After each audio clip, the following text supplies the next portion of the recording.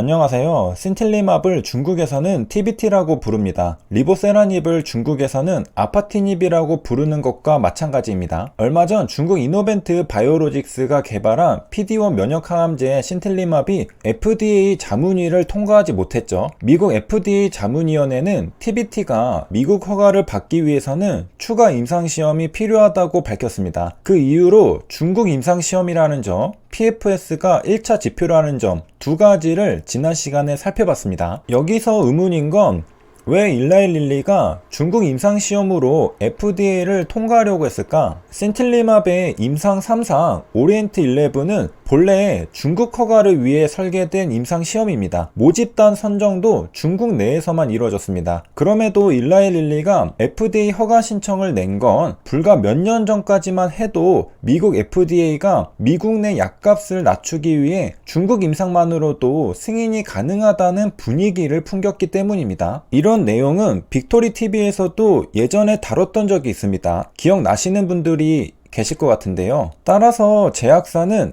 FDA의 분위기에 발맞춰 신약 허가 전략을 짰습니다. 대표적으로 이번에 일라이 릴리가 그랬던 것 같죠. 하지만 최근 미국과 중국 간 갈등이 격화되면서 FDA 내에서도 변화가 감지됐다고 합니다. 최근에 FDA 내부의 사람들 간에도 몇 년 전과 다른 목소리가 나왔습니다. FDA 종양학 부서의 책임자 리차드 파주드르 박사는 란셋 온콜로지에서 글로벌 신약 개발과 규제의 조화를 위한 진정한 길은 단일 국가 시험이 아닌 다국가 임상이 될 것이라며 공개적으로 논평하기도 했다고 하죠. 하나의 국가에서 실시한 임상시험보다 여러 국가에서 실시한 임상시험을 더 선호한다는 말입니다. 이런 상황인데 중국 단일 국가 임상시험이었다는 점에서 신틸리맙의 미래는 이미 정해져 있는 운명이었던 겁니다. 중국 임상시험 데이터만 보고 FDA가 신약 승인을 해준 사례는 없다고 합니다. 그런데 일라이 릴리는 중국 임상시험 데이터만 가지고 FDA 심사를 통과하려고 시도했습니다. 실패할 확률이 높지만 그럼에도 일라이 릴리는 새로운 도전을 해본 겁니다. 만약 성공한다면 보상으로 되돌아오는 리턴은 어마어마하게 클 것이기 때문이죠. 정리하면 중국 임상시험으로 미국에서 신약 승인을 받은 사례는 없지만 일라이 릴리는 신틸리맙을 통해 도전해 보았습니다. 그 이유는 FDA가 중국 임상시험도 승인해 줄 것 같은 분위기를 풍겼기 때문입니다. 하지만 최근에 미중 갈등이 심화되면서 다시 그 문은 좁아져 버린 걸로 보입니다. 일라이 릴리는 신틸리맙이 FDA 허가만 받는다면 경쟁약을 가격으로 밀어낼 생각이었습니다. 생각이 다 있었죠. 비소세포 폐암의 절대 강자는 키투루다가 있었습니다. 일라이 릴리는 그런 키투루다보다 약 40% 더 저렴한 가격에 신틸리맙을 공급할 계획이었습니다. 신틸리맙은 키투루다의 저가 버전으로 주목을 받았죠. 미국의 항암치료 비용은 굉장히 비쌉니다. 따라서 가격이 절반이라면 옮겨 탈 환자들이 굉장히 많을 겁니다. 돈이 부족해서 치료를 못 받던 환자들도 치료를 받을 수 있고요. 프라이스가 줄어든 만큼 쿼언터리는 늘어날 수 있습니다. 미국 항암제가 너무나도 비쌌기 때문에 몇 년 전에 FDA도 중국 임상이라 할지라도 FDA가 허가를 해줄 수 있다는 뉘앙스를 풍겼던 겁니다. 왜?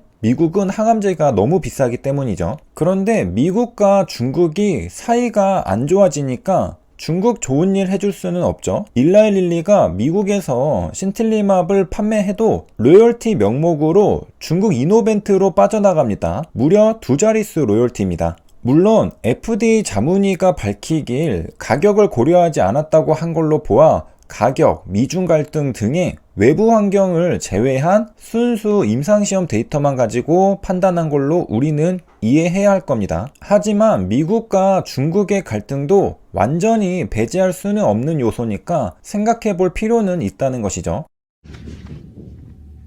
그렇다면 순수 임상시험의 문제였다면 PFS가 1차 지표였다는 사실 말고 또 무엇이 있었을까? 이게 세 번째 이유라고 할 수 있을 텐데요. 바로 임상시험 대조군으로 면역항암제가 아니라 화학요법을 사용했습니다. 이미 면역관문 억제제가 출시된 상태인데 신틸리맙의 중국 임상시험은 면역관문 억제제를 사용하지 않았습니다. 대신에 화학요법을 사용했죠. FDA 자문위가 밝힌 신틸리맙 거절 이유를 여기까지 정리하면 1번 중국 임상시험, 2번 1차 지표가 PFS, 3번 대조군이 경직약이 아닌 과거의 화학요법이었다는 사실입니다. 신틸리맙 중국 임상시험은 대조군을 키트루다가 아닌 화학요법으로 설정했습니다. 이게 왜 문제가 될까? 임상시험은 기존의 약보다 더 발전된 효과를 보여줘야 합니다. 이를 입증하기 위해서는 임상시험 당시 출시된 신약과 비교해야 하죠. FDA 자문위원회는 오리엔트 11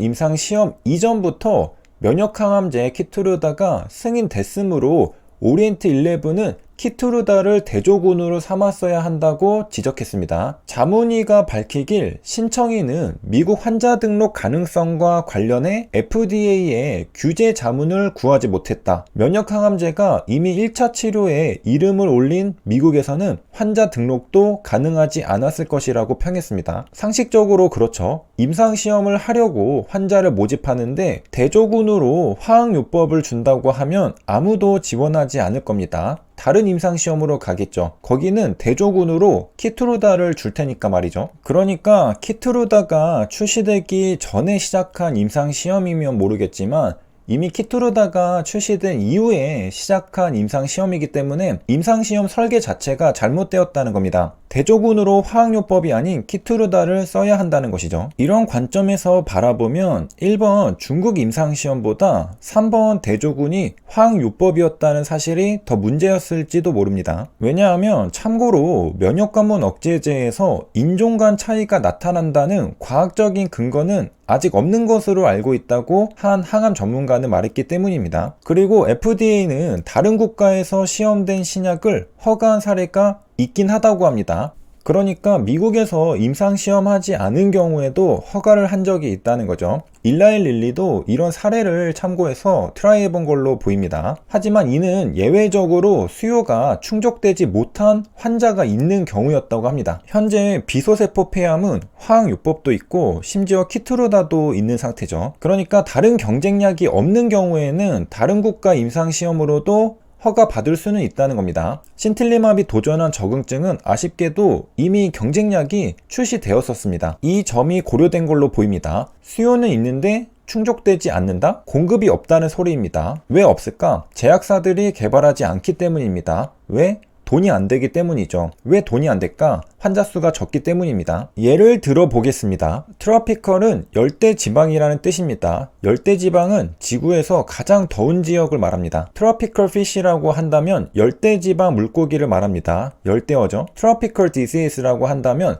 열대지방에서 발생하는 고유한 질병을 말합니다. 일반적인 질병은 아니라는 소리죠. 특수한 케이스라는 겁니다. 희귀한 질병이겠죠? 신약이 개발될 수 있을까요? 힘들겠죠. 희귀질환은 왜 희귀할까? 사람 숫자가 적기 때문입니다. 따라서 의미 있는 임상시험을 진행하기 어렵습니다. 충분한 샘플 사이즈가 확보되어야 하는데 그것조차 어렵습니다. 환자 모집에 제약이 있다는 것이죠. 환자들을 수소문해서 모아 데려와야 임상시험을 진행할 수 있습니다. 그리고 임상시험이 성공했다고 해서 신약 판매도 성공한다는 보장은 없습니다. 환자 모집에 어려움을 겪었던 것처럼 고객 모집에도 어려움을 겪을 수 있습니다. 막상 임상시험을 성공적으로 마치고 나서도 알고 보니 생각보다 시장은 더욱 협소해서 의미 있는 매출이 발생하지 않을 수도 있기 때문입니다. 게다가 임상시험을 성공적으로 마치는 것 자체도 쉬운 일은 아닙니다. 자금이 부족할 수 있고 신약 후보 물질이 생각만큼 효과를 못 보여줄 수도 있습니다. 글로벌 대형 제약사에게도 예외는 아닙니다. 여기에 신약 개발 기간도 늘어나고 금액도 늘어나면서 점점 더 신약 개발이 어려워짐에 따라 신약 개발 산업은 많은 변화가 있었습니다. 트랜스폼은 완전히 변화시켰다는 뜻입니다. 일라이 릴리가 소위 날로 먹으려고 했던 이유도 이러한 변화 속에서 이해해 볼 수 있습니다. 신약 개발은 너무 돈이 많이 들고 시간도 많이 들어간다는 거죠. 신약 개발에 성공했다 하더라도 그 다음 상업화에서 성공한다는 건 또 다른 이야기죠. 그래서 중국 임상시험으로 곧장 미국에 출시할 수 있지 않을까? 이런 아이디어로 추진했던 것이 신틸리맙이었다는 겁니다. 세 줄 요약입니다. 중국 임상시험으로 FDA가 신약 승인한 사례는 없습니다. 신틸리맙의 대조군은 키트루다가 아닌 화학요법이었습니다. 트로피컬 피쉬는 열대어입니다. 여기까지 시청해주셔서 감사합니다.